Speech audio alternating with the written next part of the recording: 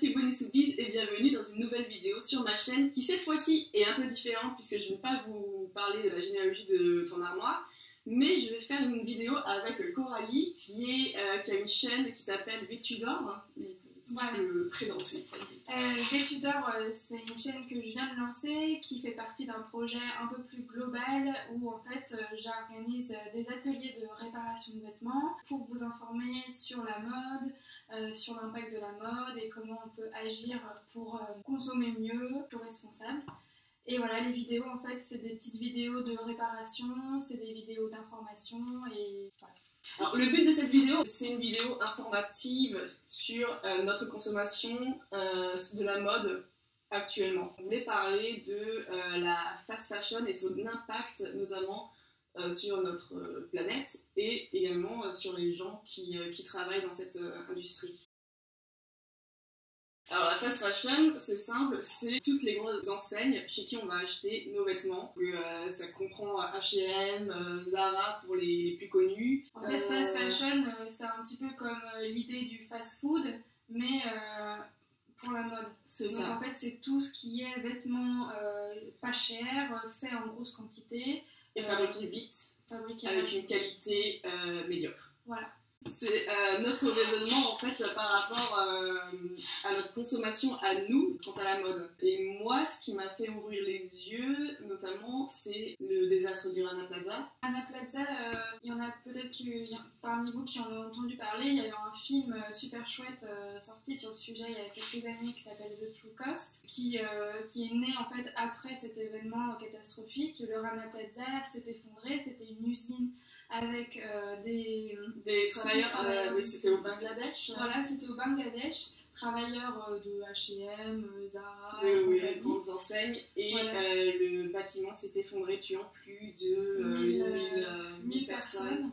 Et en fait, ça s'est effondré pourquoi ? Parce qu'il devait répondre à des délais inhumains de la part de ces grosses marques qui permettaient une pression monstre, parce qu'il faut produire vite, il faut produire beaucoup. Et en fait, le propriétaire de cette usine, il a vu qu'il y avait des fissures, tout le monde savait que ça pouvait s'effondrer d'un moment à l'autre, il y avait eu énormément de plaintes, d'inspections, etc., qui ont été repoussées jusqu'à ce désastre. Aujourd'hui, l'un des problèmes aussi, c'est qu'on n'a pas beaucoup de transparence sur les modes de fabrication. Ouais. Les marques informent très peu sur la manière dont les vêtements sont fabriqués, où et par qui.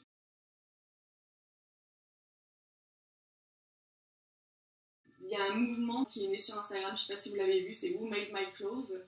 Et c'est un mouvement en fait qui cherche vraiment à poser cette question aux marques. C'est le consommateur qui demande qui a fait mes vêtements, d'où est-ce qu'il provient, comment il est fabriqué, est-ce que la personne qui l'a fabriqué l'a fait dans de bonnes conditions, est-ce qu'elle est payée un salaire juste pour le travail qu'elle effectue, est-ce qu'elle n'est pas exploitée, et ce genre de choses. Donc c'est un mouvement qui a été lancé par Fashion Revolution, qui c'est un mouvement qui aujourd'hui commence à vraiment prendre de l'ampleur. Il y a des mouvements incités par Fashion Revolution en France, et l'idée c'est effectivement c'est simple en fait, c'est montrer votre étiquette de vêtements, taguer sur Instagram, Facebook, tous les réseaux sociaux que vous utilisez Who Made My Clothes, et vous allez avoir des personnes qui vont vous répondre et qui vont dire c'est moi qui fait vos vêtements. Et ça, je trouve que c'est assez génial justement de se reconnecter à qui fait nos vêtements, qui fabrique nos vêtements, parce que ça, c'est un autre problème aussi qu'on a aujourd'hui, et pas seulement dans la mode, c'est on est complètement déconnecté de mon vêtement, je l'achète en magasin, mais est-ce qu'on sait d'où il vient, comment il a été fait, la matière d'où elle vient, le temps que ça a pris pour arriver jusqu'ici, ou simplement pour être fabriqué. C'est des questions qu'on a oublié de se poser, tellement il y a d'intermédiaires entre le vêtement. Mais ça aussi, le gros problème, c'est que le consommateur aujourd'hui ne sait plus le prix juste d'un vêtement. On est tellement bercé par la fast fashion, avec des t-shirts à 2 €, des jeans à 12 €, qu'on se dit, en fait, c'est tout à fait normal de payer ça, et quand on voit un jean à 80 €, on se dit, oh là là, c'est cher, je vais pas acheter ça. Alors qu'en fait, entre un jean à 80 € et un jean à 12 €, le mode de fabrication qui n'est pas le même, l'employé n'est, je pense, pas payé de la même manière non plus. Peut-être que le jean à 80 € il est fabriqué en Europe et celui à 12 il est fait en Chine ou au Bangladesh. Et il y a plein de choses en fait qui rentrent en compte sur le prix d'un vêtement autre que la marque. En termes de salaire, il faut savoir qu'aujourd'hui la Chine, on dit Made in China c'est cheap. Les Chinois gagnent quand même presque 4 fois plus que les habitants du Bangladesh, qui gagnent 62 € par mois en travaillant 6 jours sur 7 dans l'industrie du textile. Donc effectivement, la vie est moins chère au Bangladesh. Est-ce que ça peut justifier de payer un être humain 62 € par mois pour vous fabriquer un t-shirt à 1 €? Je ne sais pas. Je ne sais pas. Voilà. Aujourd'hui, on a l'impression qu'on a perdu du pouvoir d'achat et du coup, ça nous donne l'impression d'être riche, un petit peu, de posséder toutes ces choses qui ne sont pas chères. Or, il faut savoir qu'aujourd'hui, on consomme 4 fois plus qu'il y a 30 ans. Nation, this orgy of Christmas shopping proves America is back. We are once again, yes, oh yes, we are once again spending money we don't have on things we don't need to give to people we don't like. Donc, est-ce que c'est pas ça aussi notre problème de cette baisse de pouvoir d'achat? C'est finalement en fait, on consomme beaucoup plus et sûrement moins bien parce qu'en fait, on investit dans plein d'objets de basse qualité au lieu d'investir sans en prendre soin, sans investir dans de la qualité. C'est ça.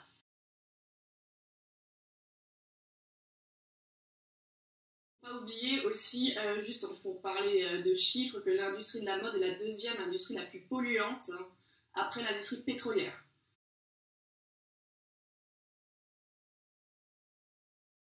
Je sais que pour un jean, il faut 10 millilitres d'eau.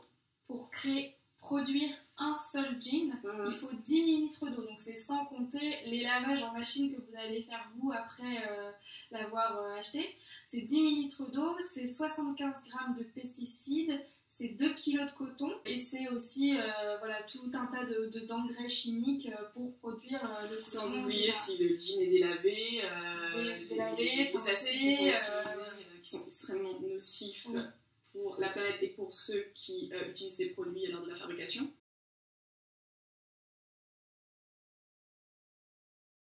Donc, sans oublier que les eaux usées dans ces usines sont aussi rarement traitées et qu'elles sont rejetées dans la nature et que les villageois qui vivent dans les villages à proximité en fait, de ces usines consomment cette eau usée et ça crée énormément de dégâts sur la santé, ça crée des malformations sur des fœtus.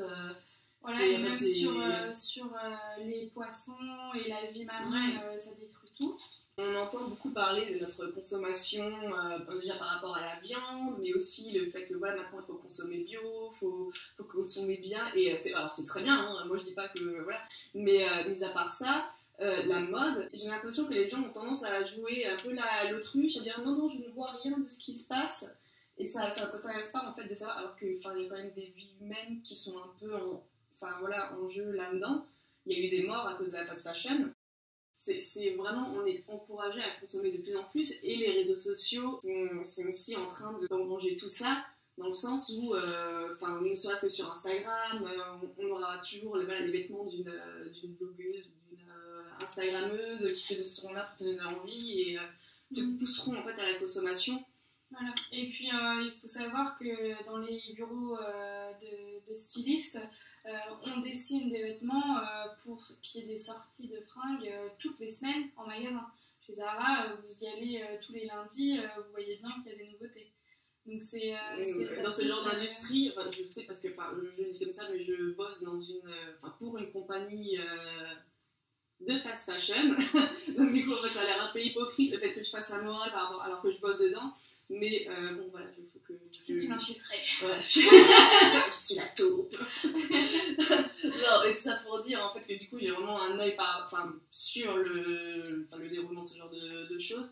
Et en fait, des arrivages de nouveautés, il y en a 2 fois par semaine. C'est fait pour encourager le client à venir et encourager aussi sa fidélité parce que le vêtement du coup change fréquemment. Mais ça te pousse à acheter parce que tu sais pas si la semaine prochaine le vêtement sera encore là quand tu reviendras. Et donc du coup c'est créer cette sorte de fidélité et de dépendance par rapport à la marque en se disant ok, il faut que j'y aille parce qu'il y a des nouveautés et voilà, je sais pas, ça se rencontre la semaine prochaine, donc il faut que j'achète. Aujourd'hui, on consomme 30 kg de vêtements par personne par an. Un t-shirt, ça pèse 300 grammes. Donc c'est comme si chaque année, on achetait 100 t-shirts. Et en fait, quand on voit qu'il y a 2 changements par semaine et il y a 52 semaines dans l'année, bah, au final, c'est comme si on achetait justement un nouveau truc à chaque nouveauté en magasin. En fait. On suit vraiment les tendances.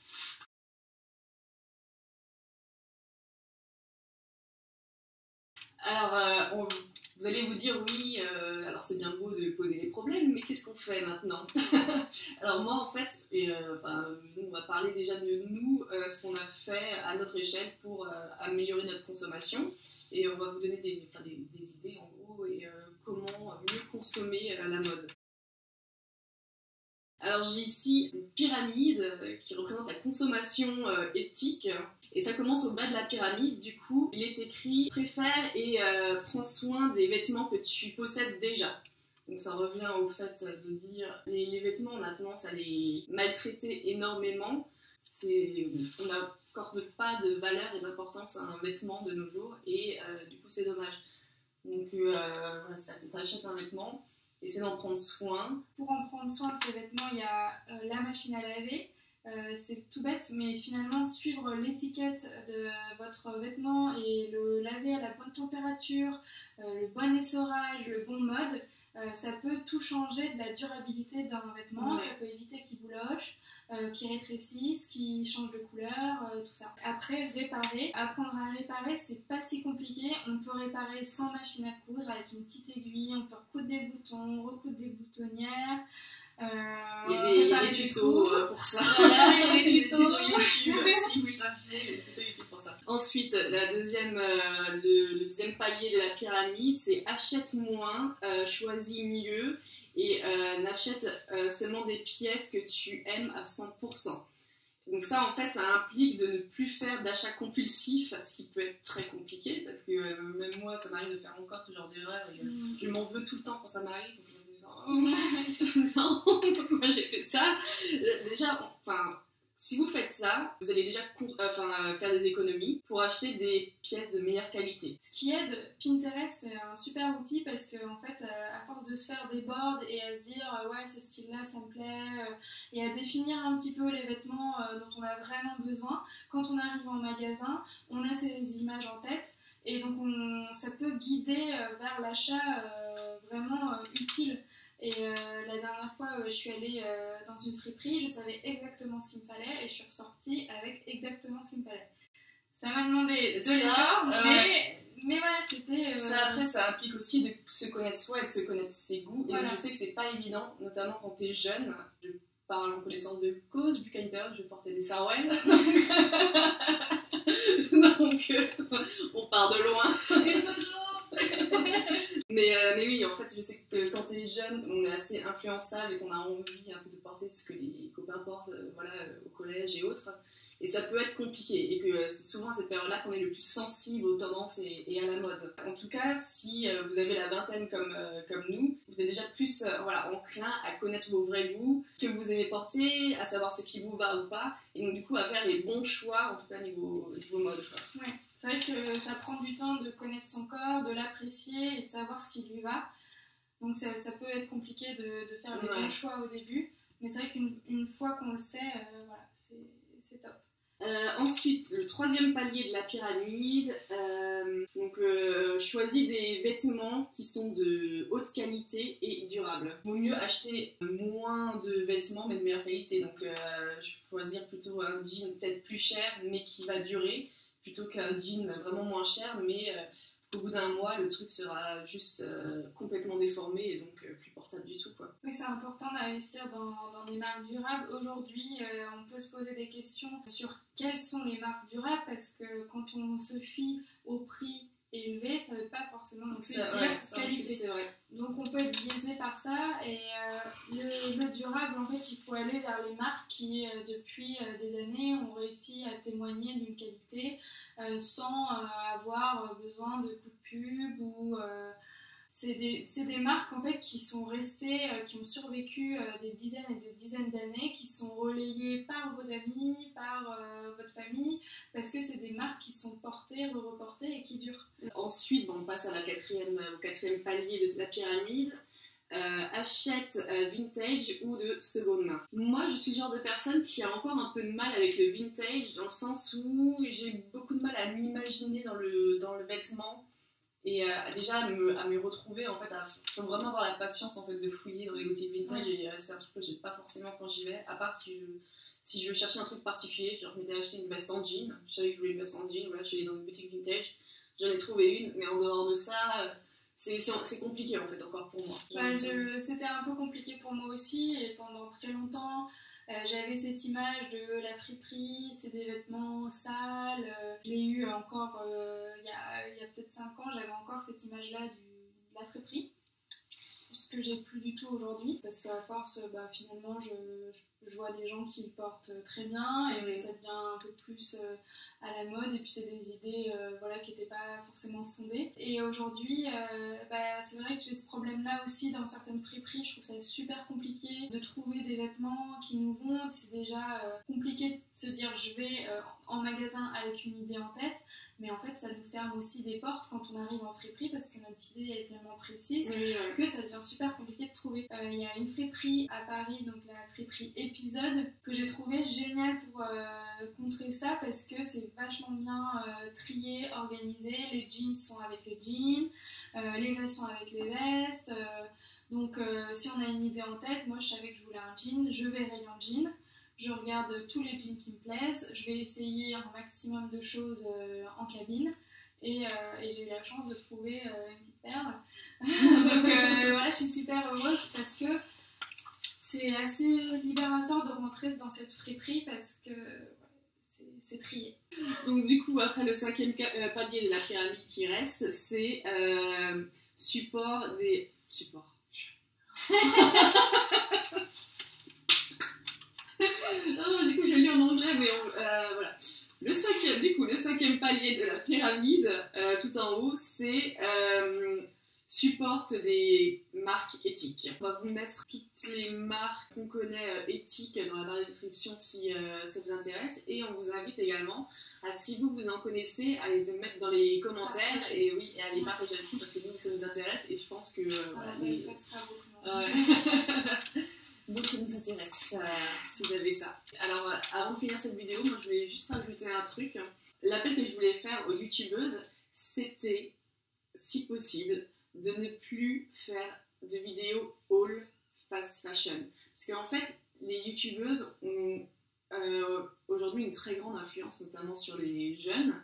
Et en tant que justement influenceur ou influenceuse, le fait de faire les vidéos haul sur la fast fashion, des hauls Primark, H&M, des trucs en période de solde, en fait, à part inciter à la consommation, je trouve que ces vidéos n'apportent rien. C'est jouer le jeu de ces marques. Si déjà les personnes qui ont l'habitude de regarder ce genre de vidéos ne les regardaient plus, ce serait... C'est pas du tout, je vous demande pas de boycotter les nanas qui font ce genre de choses, ou pas du tout, hein, mais c'est juste que ce genre de vidéos n'ont aucune utilité à part vous pousser à la consommation, et une mauvaise consommation. Et en fait, ce serait bien que les youtubeuses prennent l'initiative en fait, de ne plus faire ce genre de vidéos. C'est vraiment genre la seule demande que j'aurais à faire, un peu radicale d'un côté, parce que j'aime pas trop dire aux gens ce qu'ils doivent faire ou pas. Mais alors les vidéos haul, enfin en tout cas pour la fast fashion, hein, vous pouvez faire des hauls de vêtements éthiques, des hauls, je sais pas moi, d'accessoires, je sais pas, de beauté ou quoi que ce soit. Mais les hauls fast fashion, je trouve qu'elles n'apportent rien ces vidéos, à part influencer des personnes à acheter et acheter et acheter encore. Alors que voilà, ces personnes n'en ont pas besoin, on n'a pas besoin. On n'a pas besoin d'acheter des vêtements qu'on n'a portés qu'une fois ou 3 fois, ou peut-être laissés au fond du placard, on n'a pas besoin de ça.